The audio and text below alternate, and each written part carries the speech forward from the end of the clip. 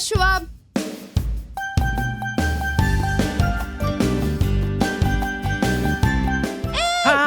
Тато, не избега балонот! Да. Јас го држев и наеднаш дувна ветер и ми го однесе од рацете. И Полека, Боби, Јуф, смири се. многу сум лут на тој ветрот. Ајде, диши. Ете така, готово. Убаво земи воздух, убаво. Подобре, да, еве ми помина лутината. Туку, чичко таткотино, зошто дува ветер? Љубопитните глави секогаш со нови прашања. Да.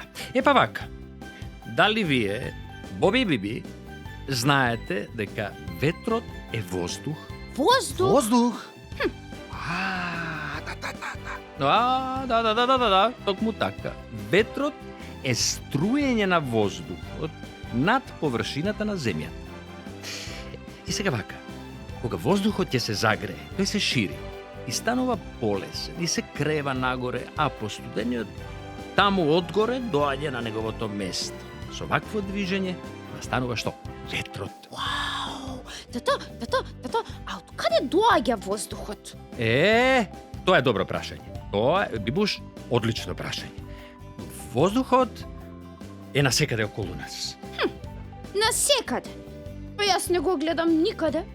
Да, а не можам ни да го помирисам. Да видиме. Може би е некаде надвор.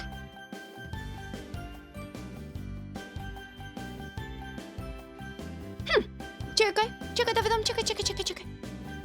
Ни овде го нема. Тото, па ни овде го нема.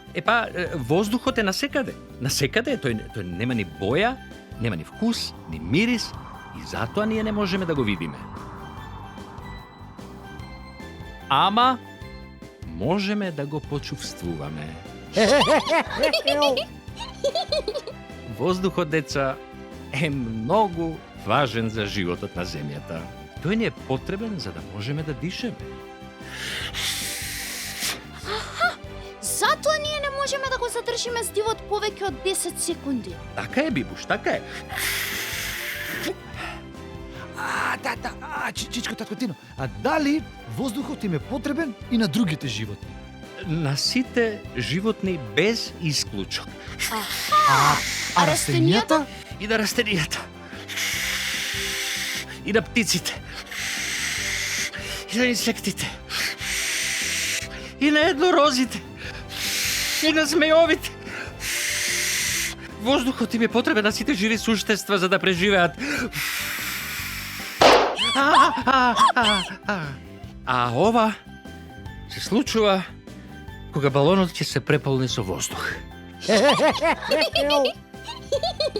Еве ви по еден балон и сами надувајте го. И кога да имате нешто да прашате, вие слободно дојдете. Леле, ти благодарам, тато, ти благодарам многу. Јеј! Довидување!